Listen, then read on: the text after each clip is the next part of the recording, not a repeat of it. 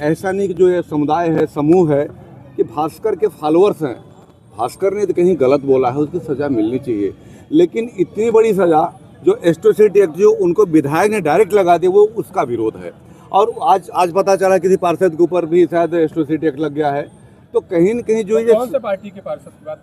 अभी हालांकि मेरे पास खुलासे नहीं आ पाए हैं, तो मैं अभी तो नहीं कह पाऊंगा, लेकिन ये पता है कि किसी पार्षद पर आज भी एक एक्ट लगा है।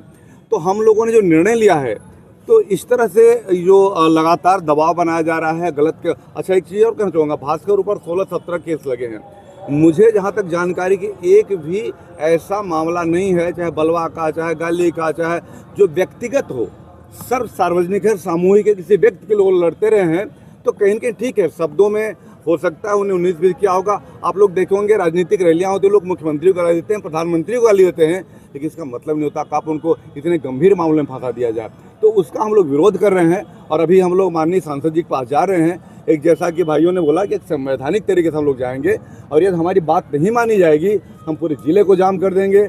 हमारा ऐसा नहीं कि ब्राह्मण समुदाय ब्राह्मण ही लड़ेगा, बहुत सारे साथी आए हैं इसमें, और कई सारे साथी लोग बैठे हुए हैं उनके। हाँ, ये एक बात और कहूँगा, गलत का विरोध सब करेंगे। ये जो मीटिंग थी, ऐसा नहीं थी ब्राह्मण समुदाय की थी, जो आवाहन था सर्वजातीय सारे लोगों का था। लेकिन यहाँ पे ठीक है, कुछ लोग हैं, लेकिन उनको एक वर्ग विशेष के लोग, तो एक भी व्यक्ति नहीं है। ये कहीं न कहीं दुखद है।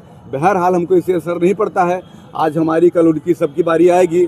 लेकिन ये सच्चाई है कि आने वाले टाइम में यदि प्रशासन नहीं जागता है, तो जैसा कि हमारे भाइयों ने कहा, प्रशासन इसका जिम्मेदार होगा, इसका बीजेपी नेतृत्वकर्ता भी जिम्मेदार होगा। और हम लोग गैर राजनीतिक ढंग से और आह्वान करते हैं, हम आज भी आह्वान करते हैं, चाहे कांग्रेस को हो, बीजेपी को हो, सपा को हो, बसपा लोग आएँ और इस लड़ाई में साथ दें। धन्यवाद। कोयला माफियाओं के खिलाफ आवाज उठाने को आशीष द्विवेदी पत्रकार को उसके बारे में हालांकि अभी जो मुद्दा जो बातें हुई हैं, अपन जो बैठक हुई हैं, अपन उस मुद्दे बातें कर रहे हैं। एक और सवाल था। हाँ। अभी एक डिफेंस आकर के लड़का है, उसको जिला बदर कर दिया गया, कंपनी के खिलाफ वो आवाज उठा रहा था। बिल्कुल, कुछ कहेंगे उसके? बिल्कुल सही कहूँगा भाई साहब, आप लोग ऑन द रिकॉर्ड बोल रहा हूँ। डेको कंपनी है जो अनुषंगी कंपनी है अडानी की, और विधायक का बेटा उसमें पार्टनर है।